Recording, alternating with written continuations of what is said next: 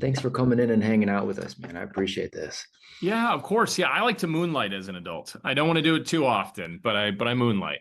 You and I are going to get along swimmingly. I think that's a great way to describe it, man. I think I do the same. Remind me, are you out in South Dakota still? I am. Yeah. You are. Okay, cool. One of the states that I think I've only been to South Dakota once.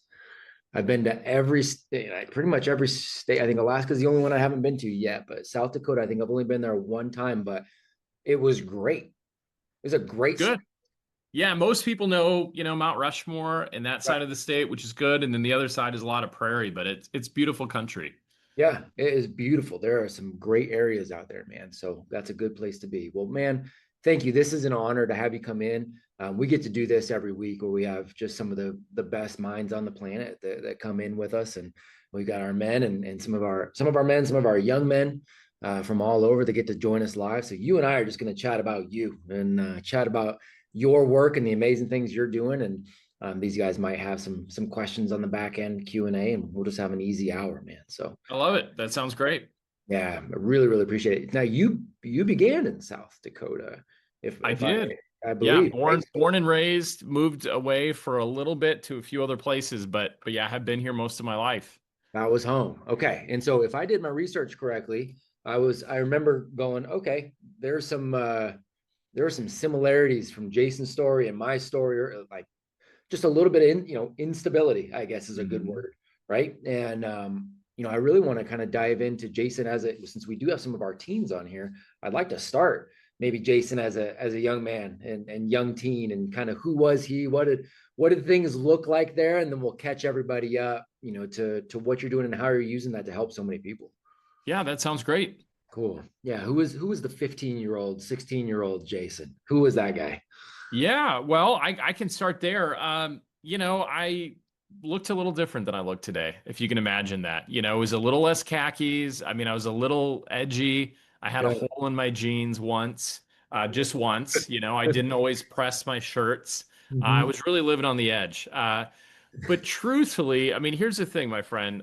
When I was 8, my parents divorced. I had what I thought was going to be an idyllic childhood, quickly shifted into something else, and from there it was just a lot of chaos and crisis. And so, kind of had all the big things you don't want to have, the abuse and addiction and all that. And Yep. so, 15-year-old me is a pretty cynical, sarcastic guy Yeah. who is kind of going nowhere fast, and pretty sure that I hated where I came from, but was doing all the same stuff.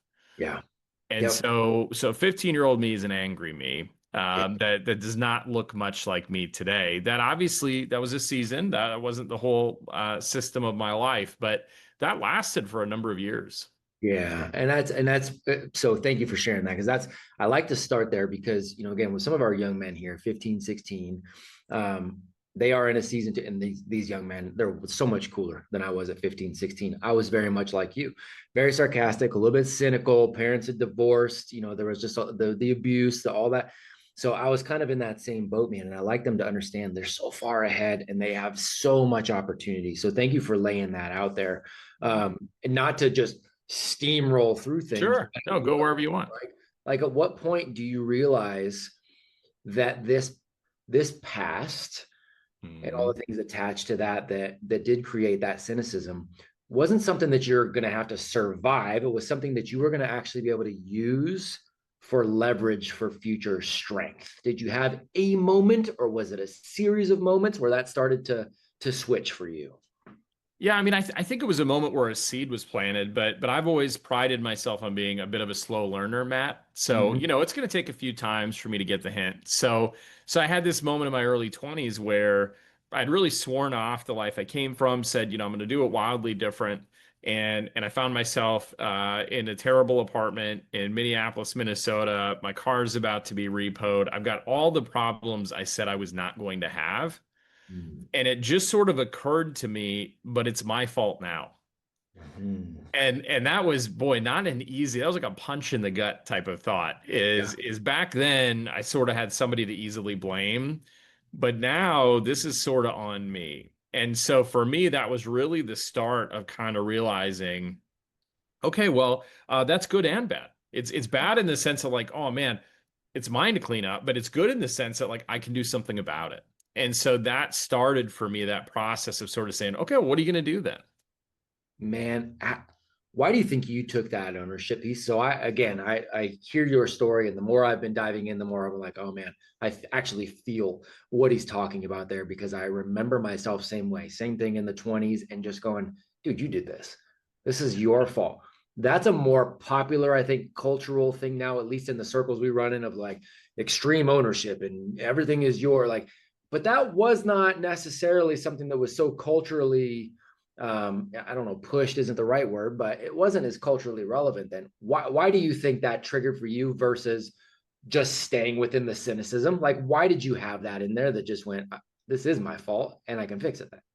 Man, I would have if it would have worked. I mean, I think Yeah, I tried yeah, to blame other yeah, people for a long time. It yeah, just didn't yeah, yield much. yep. And I think at that moment, I mean, it's cliche, but like I looked in the mirror, there's nobody else around, you know? So it's just sort of, it's going to be hard for me to say this is somebody else's doing when I'm the only one here. Mm, And in that moment, I mean, and like you said, today it's a lot more popular, but back then I could have just kind of phoned it in and said, like, hey, things didn't go the way I wanted. It's not really my fault. This is what I'm stuck with. But for mm, some reason, and I'm a faith guy, so I think that plays a role, but I think it was just like, no, actually, this is sort of your deal, and there's a way out of this, but it's gonna start with you admitting you've got to change some things. yeah. Oh, I love that, man. I a lot of respect for that. And one of the things I've seen that you said, facing your broken places leads to true connection. Yeah. And so the process of that for you of going, okay, here's where I am now, and now I want to start to build the kind of self-respect that lasts longer than, validation from others and all that. What did your specific process look like to get there? Because then I want to talk about the work that you're doing with, leaders and athletes and couples and all of these things that you are doing. But what was the process for you and kind of working to that? Yeah, I call it the standing on the scale moment. And Mm. and so a couple of years back, I decided I now make enough money that I need to pay someone to yell at me in a gym. And Uh, so I thought, CrossFit's a great way to do that. And so I went in and they said, hey, what's everybody weigh? And it was kind of all the new people. And I'm like, I don't think you're supposed to ask people that, but everyone's kind of saying their weight. And I'm like, well, like I'm gonna be kind to myself with my answer, and so I do, and they walk away, and I'm like, oh, okay, kind of made it through that. And no joke, they come out the door now with scales, and they go, well, that's awesome. Now we're just gonna weigh you for the official number. And in that moment, my friend, it was real, okay, because there was what I said and what was true. And mhm, I think for me, where I started to sort of change is to have a scale moment mhm. where there was what I told myself and what was real. And I'd been avoiding looking at it for a long time. And in some ways, it was worse than I thought. In other ways, it was better than I thought. But I kind of had to have that sit down of like, what is the truth about where I'm really at, not just the story I'm telling. That's so good, man. And I was on Prager. We had a Prager U podcast. I was on yesterday, and Jill Simone and I got into talking about how truth, as uncomfortable as some truths can be, that is the ultimate kindness. And we do such a good job of not telling the truth, especially to ourselves, and how unkind that is to ourselves. Right? When we won't take a look at what really is in the mirror, we tell ourselves the wrong stories about that. That's a It was not a popular moment. I continued with the gym. I'm not really sure why, but in that moment, I was just like, man, this is gonna be rough. this This is is, going to be I don't know rough. about this. Is there a so again, you have gotten to work with so many people now, and again, I kind of gave a look like leaders, couples, people in deep crisis, athletes. Like, you've worked with this broad spectrum of people. Um is there a common scale moment for them that you see, like when you've got all these people who feel stuck and they're unable to move forward, particularly, we got a lot of men and young men, maybe particularly men who are trying to lead families but feel anchored by the past or whatever. I don't know, but when you're looking at all these people, do you see kind of a through line of something that you see a lot? Yeah, I mean, I think for a lot of people, unfortunately, and I would have fallen into this camp, we avoid the scale until we have to face it. Mm-hmm. And so we have a moment in our life where something doesn't go as planned or something bad happens, and then we're kind of actually facing it. It's like a lot of people know they have health problems, but they don't deal with a health problem until they have an incident or a crisis or emergency. And so I think a lot of people do it that way. The way I'd love to see people do it though is just get in a habit of looking at that frequently. And it doesn't mean you have to, live in that space all the time, but it's a little more frequently kind of audit your life and just say like what is true about where I'm at, for better or for worse, and what if anything do I need to do about that, and what do I need to celebrate? Yeah, yeah, I like that. Um, and I even now I fall off of the what do I need to celebrate. I don't focus on that enough. I like that you put that in there. Celebration's hard. Yeah, we often are really really good at picking on ourselves, but it's like, when's the last time you celebrated a win?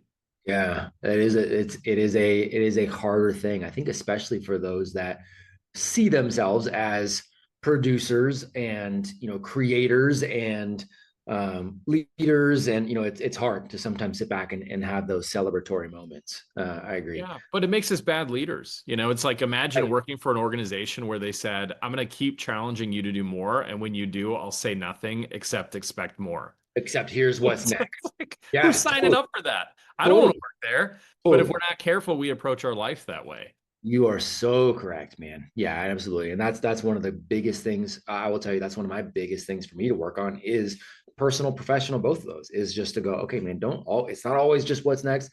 Stop and celebrate some of those wins and do that with the people around. So I'm right there with you. So that, you know, the impact part of that when you have a leader you're working with, because I'm on your site, there was something around those who make an impact, and helping Mhm. those who make an impact, right? Yep. how are you defining how are you defining impact? We always say here, like Socrates says, the beginning of wisdom is the definition of terms. So when you're outlining that, how are you defining impact in that context, so that somebody's moving from this reactionary way to live, to deciding to make this impact? How are you defining that? Yeah. Well, that's a good word. Reactive or reactionary to intentional, right? So what I'm really trying to help people create is an intentional life where Mm. they are the architect of what they're doing and they are working a plan that they've devised. What I see with a lot of people is they're replicating a plan that was given to them, whether that's good or bad, but they don't really understand that that's their life. And so impact is really about having an intentional life that you've chosen and how that impacts others. Because we really come up with that, blueprint for how we want it to look and we stick to it, that's where impact comes, because we attract people like us and it Yeah. resonates. Yes. If we don't do that, we can easily get lost in ambiguity because we're not really convicted about the plan because it's not ours and we're not really certain about the origin. Yeah. Yep. It's really well put. Okay, so where my brain, I go to these almost a Socratic positioning in a lot of these things. So I like what you said there. So in your experience, is it more important for a man, a young man, somebody who's stepping into leadership, wanting to be intentional about being this architect going forward? Is it more important, powerful to design what that path forward looks like, or to uncover, if you had to pick one, because I'm sure it's both, but is it Mhm. designing intentionally or unpacking what you said something around like the secrets or like the pebbles in your shoes, right? And you've got to identify that pebble that you're walking with, because it's like this hidden issue that's gonna slow you down, right? And so it's some of that tie to the past that we've got to remove. If you had to pick one, which one is it? The creation here or the removing of the pebble back here? I'm I know a, it's I'm a past guy. I mean, I'm okay. totally a past guy, and I'll tell you why. Okay. Every great superhero understands their origin story, and when they do, they're better. Hmm. And so the thing is a lot of people hide behind plans, and so that's great, but a plan without understanding your origin story Hmm. is a lack of identity, right? And then we fall into performing to adhere to a plan that we don't really understand why it's there. And so what I'll see sometimes is if we haven't done kind of the work of our origin story, we will think that performance is going to make us feel a certain way. Okay. And so I have this term I just say, what fuels us fools us. And it fools us into thinking when I get X, I will feel this, right? I will feel Y. But what's true is that if we don't really understand why that's the goal, we'll never get there. And Yeah. so I get to work a lot of times with wildly successful people on paper who we know their names, we want to be like them, we admire them, but it's not fulfilling for them. And the Yeah. reason it's not fulfilling is they don't really understand their inner workings and why they chose that in the first place. Some of my favorites. This is some of my favorite stuff, man. Some of my favorite stuff. I love every bit about. I love every bit about unpacking the psychology for this. Who? This is more of a less of a line of questioning what we're going in here, but just more just out of curiosity. Who are some of your favorite people in this space, so to speak, of like unpacking identity and that past work? Is there anybody that you're like, oh man, I love listening to this guy's work too, or this guy got me into this work, or that's just purely out of curiosity on that. Yeah, yeah. I mean, one of the cool things about me when I started my career is I just decided I wanted to learn from the greats. So I Yeah, would, pursue and learn from people.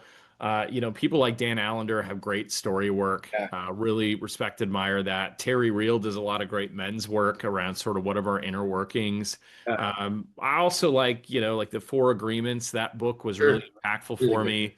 And then a lot of existential philosophy.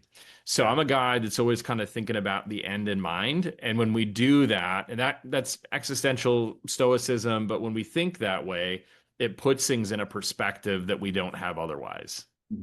Really good, man. Yeah, really cool. Like I said, that was just more out of curiosity. Yeah. So going back and being that past guy and kind of helping identify those pebbles, without giving away any, secret sauce, so to speak. Oh, it's all trademark. Yeah, it's totally secret, Matt. I So can't, I I can't. No, I'm figured, just I figured it is. So you just tell me you got to kill me if you need to. It's okay to It's say confidential. None of you on this call will tell, right? You'll just keep that's it right. right here, right here. Yes. Nobody will say anything except probably Charlie Warner. Charlie Okay. Warner, you can't trust him. He Charlie, Charlie will say something. Charlie, do You your can see best. it. You That's can all see you it can on do. his face. Does how much is writing things out? And I know that sounds almost simplistic, but we do that so much in here. And I know Jordan a little bit, and the self-authoring and there's some of that to like uncover the past and really kind of work through that.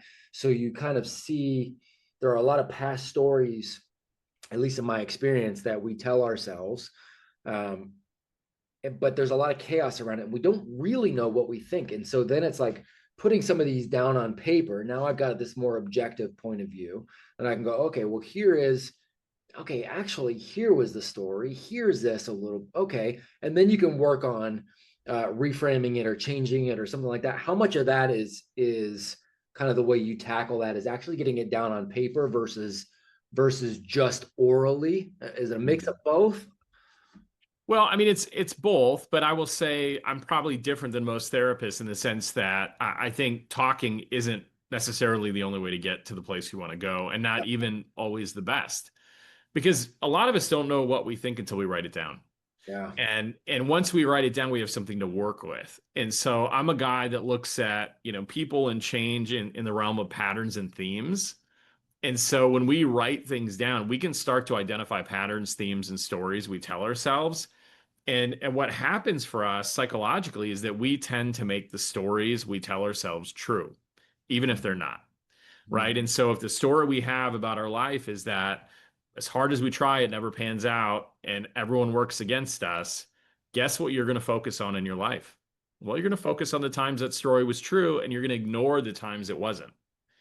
And so the writing down part helps us to see like what are the rules in this life of mine? What is the story in this life of mine? And is it accurate or helpful?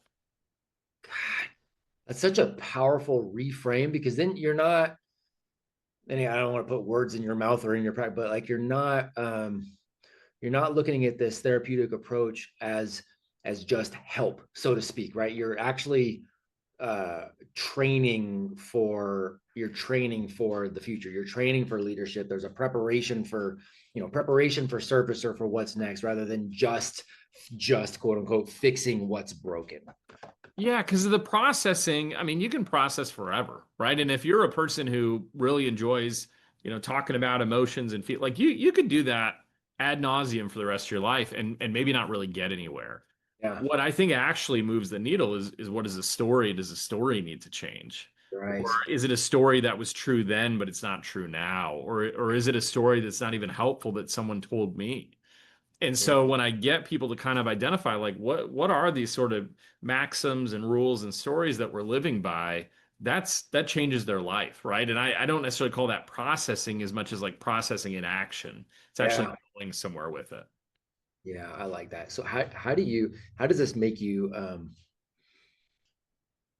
Do you see that this makes you different? I don't want to assume. Do you see that this makes you different in terms of relationships with the people closest to you, as far as like leading as a husband, leading as a father, and being very intentional about the stories you're programming into your own family? Like, Oh how yeah. much of that, like, wait, like, how much of that are you constantly thinking about? All the time. Yeah. Yeah. So I mean, my poor children have to live Yeah. with this, right? Yeah. So Yeah. so Yeah. anytime I'm hearing, well, I'm just bad at that, I'm Mhm. going, what's true about that story? Are you sure? And then can we put it into context and can we challenge that? And maybe it is true. Maybe that's not a strength, but it's not about being Pollyanna and painting everything in a positive light, but it's about accuracy and trying to be objective.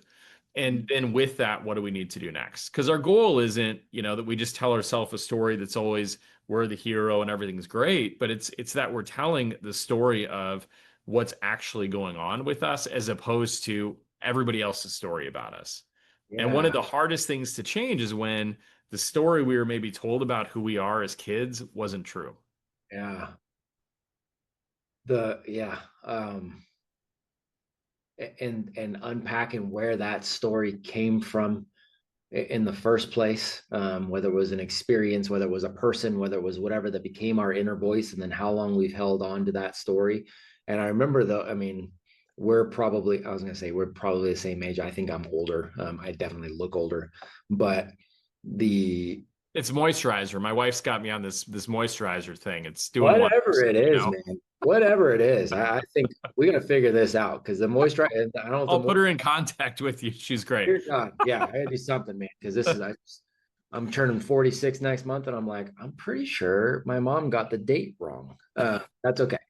Um, I love it. uh, but I got sidetracked on moisturizer, man. No, I was That's talking kind of my goal about on all these calls. Make we it grew make up, it get a so little funny. uncomfortable It's and so off good. the path. Yeah. But we grew up in this. I remember the arc or the trajectory in personal development where everything was like this affirmations age, and then there was like Yep.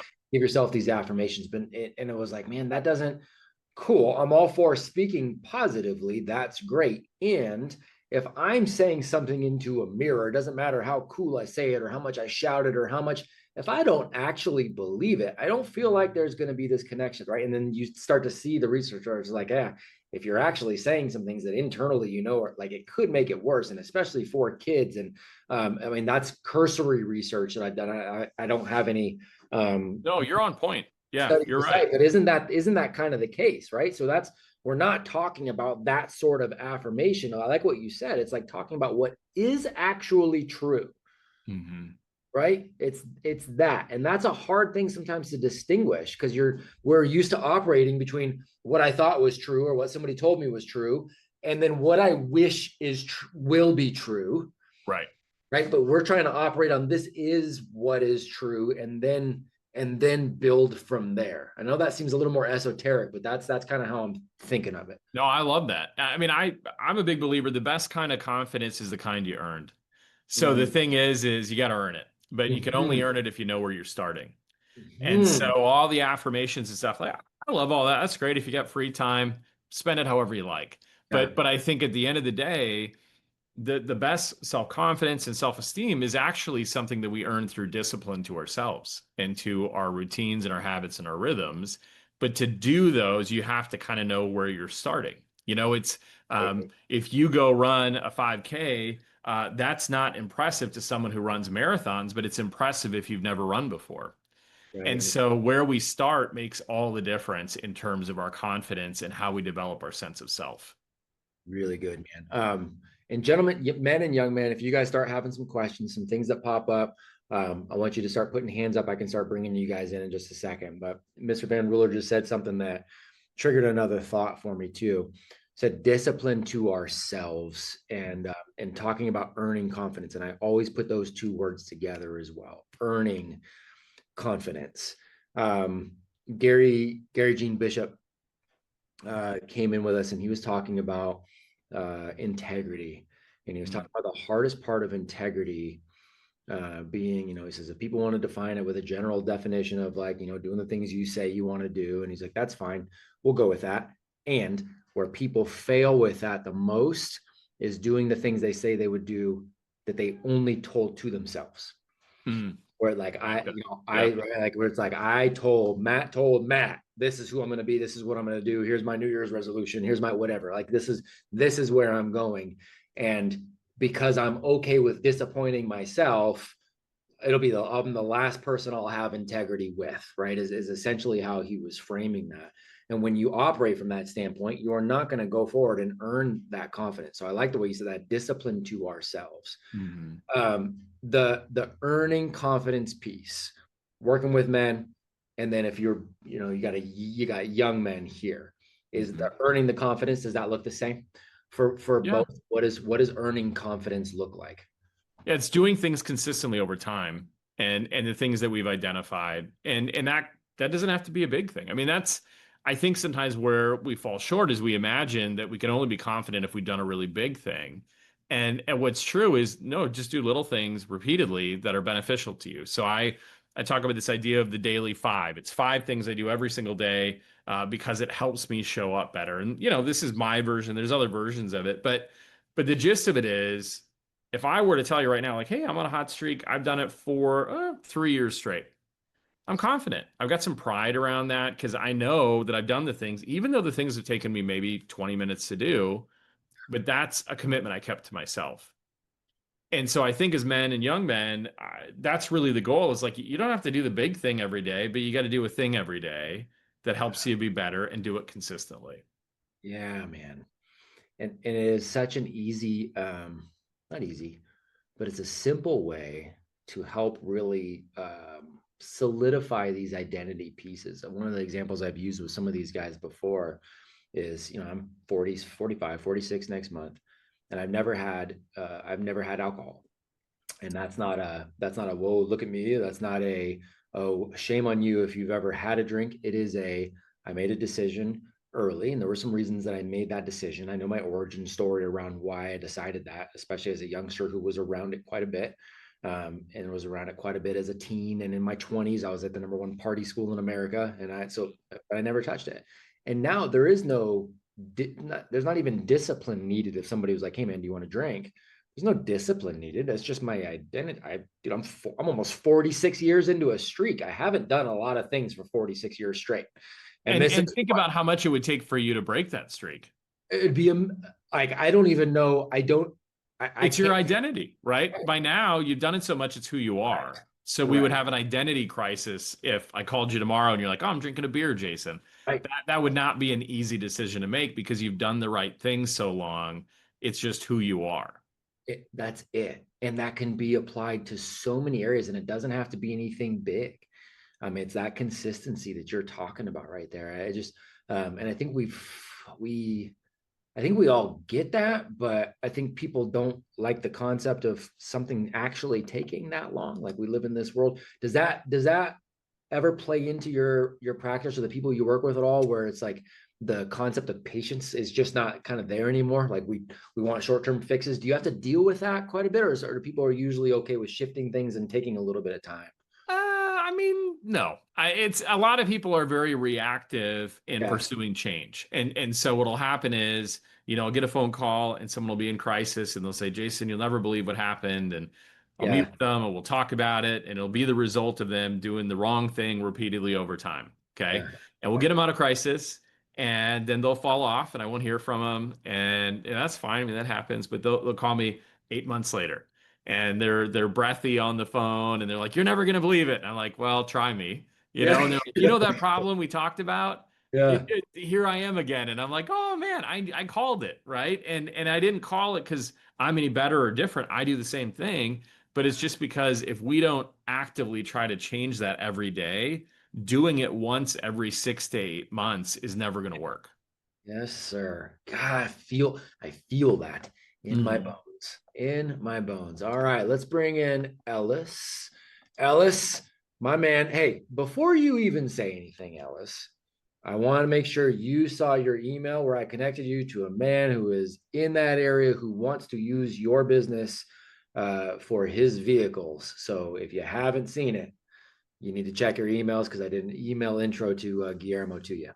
I did not see that. Thank you. I appreciate Let's that. check. I'll check that right after this call. Yes, sir.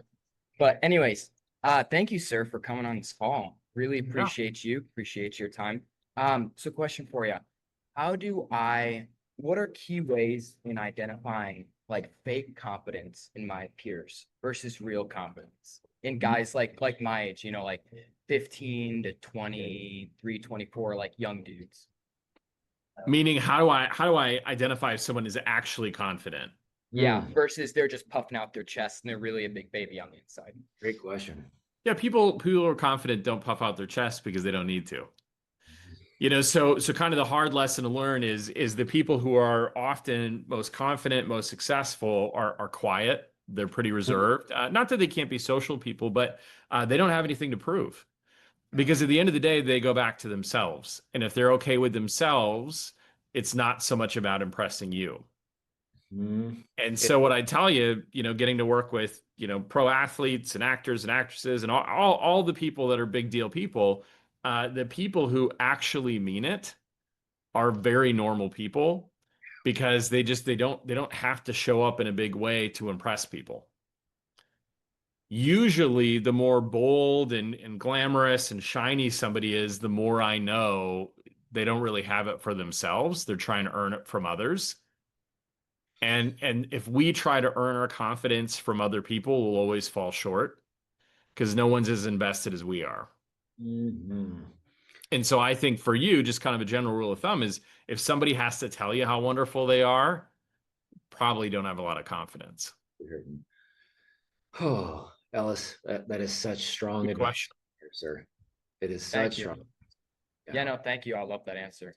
Yeah. Yeah. That's awesome, man. Great question right there. Yeah, that is I will never forget one of the most unassuming guys I ever met and was just the kindest individual. Gary Sinise. Yep. I mean, could not have been more invisible in a room on purpose and just so calm and at peace and just the kindest like you could just feel it like that. And like he didn't have anything that he wanted to try to prove to anybody, you know? Yep. And those people are accessible and then I think open to relationship, which is really cool. But I learned that lesson the hard way. I did Muay Thai for a while and boxing. And so I remember one of the first times I was going to spar with somebody, and there was people to pick from. Who do you want to spar with? And so there's this one guy and he's really, really mouthy, and there's another guy and he didn't say anything. And so Yeah. I looked at my coach and I was like, well, I picked the guy that's not saying anything because he seems less scary. Yeah. And my coach is like, bad idea, man. Oopsie. Shouldn't do that. Oopsie. And I'm like, yeah, but he's not talking. The other guy's like, definitely talking. He's really confident. Shouldn't do it. Yeah, I left with a black eye that day, but it was earned and it was a life lesson, which is the people who are often most skilled, most confident. They don't have to show up in that loud, boisterous way because they just know. Yeah. And so, men on this call, if you're picking a sparring partner, do not pick the quiet one. Pick the loud one because the quiet one will hurt you. It'll be That tough. is so funny, man. You are so spot on. And so I'm just gonna throw him out because he's a friend of mine. So last week, our guest was supposed to be Brian Barberina, who is a 15-time UFC veteran. Right, he's a friend of mine and somebody that I train with every week. And I was training with him last night. And by the way, guys, I talked to Brian about what happened and why he didn't show up. And guess what he said? Oh my God, I forgot. That was it. That was his excuse. Way to go. There's CTE in action. Love you, Brian. But we were talking yesterday because we have another guy who was there who's getting ready for his very first fight this weekend. Saturday is his very first fight. And he said, man, I saw some videos of the guy, my buddy that has his first fight. He's a young man, 27, 28, very unassuming, very quiet. He's a good fighter. I think he's got a very good chance. And he goes, yeah, I saw the guy that I'm going to be fighting. He goes, man, he is loud and he's aggressive and he's got this big, what, you know, what, and Brian was like, man, that's not a lot of confidence that he's got. Like he just doesn't, man. You're not gonna. So that's a good sign. Doesn't mean he can't knock you out, but he doesn't have a lot of confidence in himself if that's the way he's puffing out his chest. So yeah, it's so funny and timely that you bring that up. Yeah. So I learned to choose differently next time. Sir. Next Yeah, that's moral of this story is choose. like, Yeah. Let's not do this again. Yes, sir. Yes, sir. Oh, so true. So you talk about those pebbles in the shoe and those secrets that, you know, the things that we're still working through, and celebrating the victories matters, and understanding that all of us, doesn't matter how far along we've gotten, we all still have those pebbles in the shoe too, right? We're still working through some of those things. You never, and no, I won't say never, but it is rare that you're just like, oh, I have fixed every problem that I ever had, every internal issue, every lack of confidence. Well, you haven't. Yeah. If you ever say that, then you have a self-awareness problem, right? That's a self-awareness problem. We're never quite through it.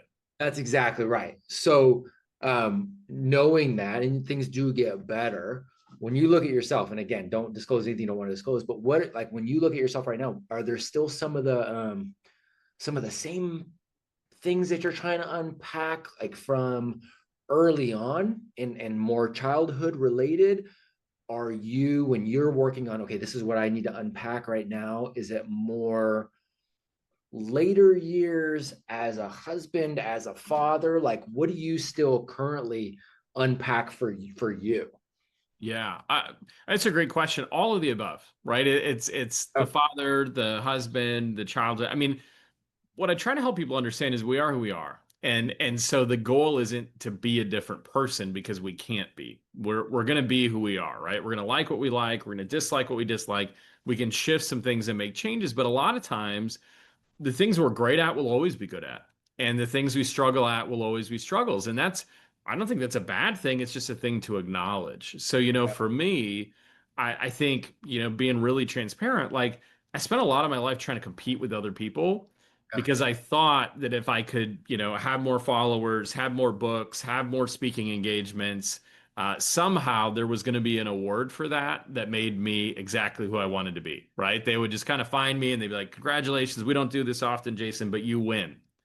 And here's what I had to learn the hard way. You don't win. You just end up working really hard. Yeah. So the thing that I really had to try, and it wasn't given to me as a kid, I didn't really understand it, was to just be the best version of me and compete with myself. Yeah. And over again, the best athletes I work with who are most successful, like it's them versus them, right? They are just, it's an internal game, and they are trying to be a better version of themselves instead of competing outwardly. And so I think what's tough is culture says, hey, this person has, and you should too, or you don't measure up. Yep. And so the thing I'm always fighting against, both just as myself in the industry I'm in, as a husband and father, is just being the best version of who I really am, instead of trying to chase a lifestyle or an outcome that doesn't really fit. Yeah, man. I appreciate that so much. How does that, I'm trying to think of the right way to frame this so I get my thought on this out, because I've been wrestling with a lot of this now too, where the more I lean into exactly what you just said, it's like, look, man, it's just, what is the best version of me right now? What does that look like? The less I attempt to plan for some sort of outcome in the future.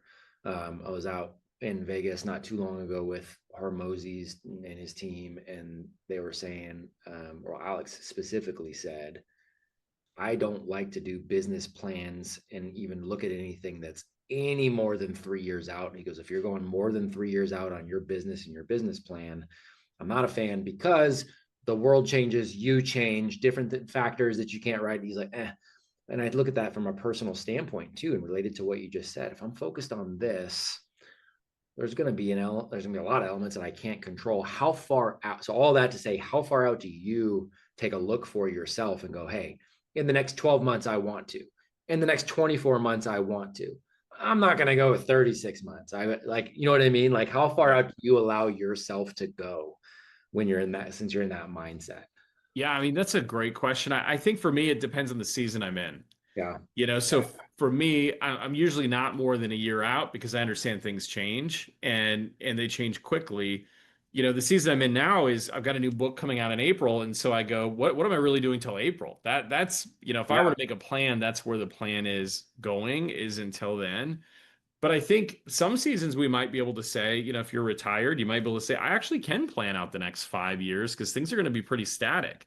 It just depends on the season, but I think what's really important is wherever our timeline is, are we pursuing a goal that fits us? Mm-hmm. I had a buddy and loved him to death, but he was just dead set on he was going to get enough money to buy a Ferrari, and that's a great goal. Like, who doesn't love a Ferrari? But the thing about him is he's like 6'6", 6'7". Okay, so he's going to get a Ferrari. And we're all happy for him. And so he gets a Ferrari, and we're over at his house in the garage, and we're looking, and we're impressed, as we should be. We're all guys, and we're like, hey, we want to go for a ride. So like, give each of us a ride. And the poor guy opens the door, and it's too small for a guy who's 6'6", 6'7". Yeah. And so he shows us as he folds himself like a pretzel into this car to give us a ride, and he's miserable. Like, he's got the window down, he's hanging his arm, like it just looks terrible. Yeah. Yeah. And we're just like, hey, how many years did you work to get to this place? And he's like, 5 or 6. 5 or 6. Can you imagine spending 5 or 6 years trying to get to a place to get a thing that doesn't even fit? Man. And great guy, wonderful. He later, shocker, sold it, right? Didn't work for him. But I think if we're not careful, sometimes we create a timeline to get a thing that doesn't fit who we are, that we don't even want when we get it. And so the thing I want you to challenge yourself is like, what actually fits who I am and who I want to be? And maybe only know a year in advance. That's powerful. Yeah, that's powerful. It's also why I stayed 5'9", just in case. Yeah. I'm 5'11" and a half. I'm just saying, I'm almost there. If you round up, I'm there. With the right shoes. With the right shoes. Yes. Yeah. Oh man, so good. That's a power that is a powerful story right there. Here, I want to talk about the book too, but we're gonna get Paul Walker in here. Or sorry, not Paul Walker, Mr. Beckett Wells. I get those guys. Yeah. What's up, Mr. Wells? Thank you, sir, for coming on the call. I had a question that kind of was based on what you said earlier about, very outspoken people, on what is the difference between a lot of self-confidence and an ego? Are the people telling other people you have an ego, do they just have little self-confidence? Yeah, you ask a hard question there, my friend. That's a good question. First, I want to tell you I have the same punching bag in my basement. I love it. It's good. So you got good taste. Second thing I'm going to tell you, I think people who are challenged by our ego, we have to look at the origin of kind of why they're saying it. Now, sometimes it's because of how we make other people feel. And so if our confidence makes someone else feel small, that's probably an issue that they have. If they look at us, though, and they're like, hey, your confidence and ego is too much because you're advertising it all the time, that's a different story. So I think this is what I want to tell you that I didn't learn very quick, but I want to try to help you skip some years, is that the people who give you challenging feedback should be able to receive it from you too. And so anytime that I would get feedback like that, I just ask, is the person giving the feedback to me a person who's interested in an ongoing relationship with me? If they are not, it's probably shallow. Right? So it's like, well, if I don't think they really want to be my friend, yeah, it's probably about them more than it's about you. If it's someone in my trusted circle who says, Jason, you got an ego, it's too big, doesn't work, man, I'm going to pause and listen. But I think when someone gives us a challenge in our life, you have to earn your voice, and it's not for everybody. Does that make sense? Yes, sir, that does. Thank you very much. Yeah, absolutely.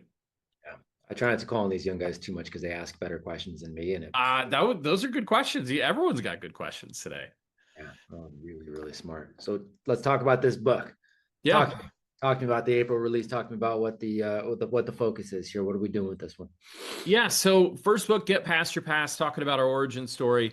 This book coming out in April is Discovering Your Communication Type. And basically what it is that my perspective in working with, well over 1,000 people doing these retreats and workshops is that the reason most people don't communicate well is because they don't understand why they choose the language and words they choose. Because our communication is a reflection of our experiences in our heart. And so what I did is I created an assessment that helps you identify your primary communication type. And it's based on your attachment style, based on childhood stuff, trauma, all of that stuff is baked in. And then you identify, okay, well, why do I talk the way I talk? And who do I connect with best? Because if you think of the people you connect with best, you rarely ever think of them in terms of exactly what they said as being the connection point. It's that you actually understand each other really well. Yeah. And so what this helps you do through identifying your type is who are the people that I'm going to communicate best with? And then where are the places that I can work to do a better job? So if you think of it a little bit like, we're all in the US, but I'm from South Dakota. So I speak like someone from South Dakota versus a New Yorker versus a California person versus a Southern person. We're trying to help you identify which one is you, how to talk to your people, and how to talk to other people better. I love that, man. Well, we're California people originally. We now live in the South. There you And go. my son, I heard him last night say potatoes, and I heard like a little Southern twang. And I'm like, where's the California kid? What is going on here? What has happened? But We need to change that immediately. that's right. But that's I love this. So this is fascinating to me too. Does that communication style, is that something that can change? Do people change that? Can you decide to change that? Because I love how you're framing it based on all of this, all of this stuff in the past too. Like what is your experience with, I cannot wait to read that book. This is some of my favorite stuff on the planet, man. I can't wait to read the book. What do you notice with that communication style and the ability to change that? Yeah, you can totally change it. And I think it kind of depends on the environment and context. So the five different types, it's paths. So it's peacemaker. Peacemakers communicate for harmony and peace, right? Okay. That's their primary reason for communicating with other people, is to kind of set the table in the room, make everyone okay. Yeah. The A is the advocate. They communicate about what's fair and just and right. So their primary reason for talking is to talk about what they think is fair and right. The next is the T, it's the thinker, and they talk about logically what they think.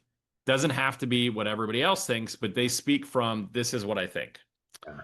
The next is the harbor. They talk about emotions and make space for other people's emotions because that's what matters most to them. And then the last one is the spark. And the spark is the person who you just kind of notice in the room. They're the big personality, but they don't go too deep. They don't get too connected. They just are really big in the room. And so what happens is we all have a primary, but then we all adopt other ones depending on the room. Yeah. And so sometimes we're an advocate in one space, but a peacemaker in another because that's what's called for. But where people get stuck the most is when they're in the room full of people who aren't like them. Right. Because if you think about it, if I'm an advocate and I work in a room full of peacemakers, it's going to be a problem. It's gonna be rough. Yeah. Yeah. That's what are you naturally? What are you more? Yeah, I'm more of a harbor. I value the emotional space and creating depth but also a peacemaker. I like when people are happy. That's great. Sure. Yeah. Is there anything you wish you had more of? Any of those? Either one of those? Advocate. Yeah, I mean, I look up to the people who are like, this is the truth, and I'm convicted, and I'll do all the things, and I'm like, man, that's awesome. That's not really my heart, but I love that about them. Yeah, so cool. Oh my gosh. Well, Ellis asked a great question. She said, okay, I didn't want to miss it. What's the name of the book? So I want to make sure we're talking about that too. What is the name of the book? Yeah, it's Discovering Your Communication Type. And it's on Amazon already for pre-order. So it'll be coming out in April, and I'll be doing a course with it and all that stuff. So yeah, I'm excited. That's awesome. And when you do those courses, you mentioned like the intensive and the workshops, and you do live, is it live courses out there in South Dakota? Do you travel more? Do you go more organizationally fit? Like how do you All of facilitate? the above. All of Yeah. the above. Yep. So I've got people that come out and visit me, but then I have clients who will fly me to them or send their Yep. plane for me to fly to them or kind of whatever works. And then I do some organizational stuff too, where I might go in and work with a leadership team, Yep. and they'll go, "Hey, we don't know why there's this one guy we don't get along with." And Yeah. you're like, "Oh, because that guy's different than everybody." And so then we kind of teach them, how could I speak differently so I can actually get along with that person and get something done. Yeah. So you don't just go out there and go fire that guy. Well, I did that for a while. It wasn't very good for business. So I was Okay, like, I that's think good. we actually have to have a solution here. Okay. We actually have to have some conversations. That's awesome. So, and I know we're coming up on the end of the hour here. I want to make Sure. sure we'll give, the book, and we want to make sure we have that link too. But before we even do that, what is if you've got to take a look at the 12 months, what is the next kind of building for you, is focusing on the book, the release, and building some more intensive and workshops on that? Is that really kind of the focus right now? Yeah, I mean, I think for me, it's just showing up well and doing quality work, Yeah. and then going, where's my greatest room for impact? Yeah. I think kind of like with you, it's like if you want to help people, there's no shortage of people to help. So That's so right. I'll probably never be out of a job, which is a great thing. But I think for me, it's just sort of analyzing where can I show up best and still honor what I say my priorities are. So if Yeah. I say to you, well, my wife and kids are super important, but I'm never home, yeah, I might be making good impact out there, but not where I need to. So I think for me, it's just kind of figuring out what does that actually look like and what rooms am I supposed to be in, which ones am I not supposed to be in, and how do I discern that wisely? So good, man. And you guys, that right there is life lessons for right now and for later too. It's there is never a shortage of people to help. Make sure you're prioritizing what you say you're prioritizing, but there is never a shortage. That's why leadership is not a thing that you're gonna like. Eventually, you'll take all the courses, you'll listen to all the people, you'll read all the books, you'll read all that. There is always somebody else to help. That is always a part of the next step. No shortage in that. And you're, man, Jay, Yeah, you're we doing. always need leaders. They Oh, have not reached a period in time yet where they're like, we need less people to be role models and lead. We've got to taper that off a yeah, little. That has yeah, not happened yet. that's exactly right. Yeah, I feel like we're pretty dang far away from that. Man, so good.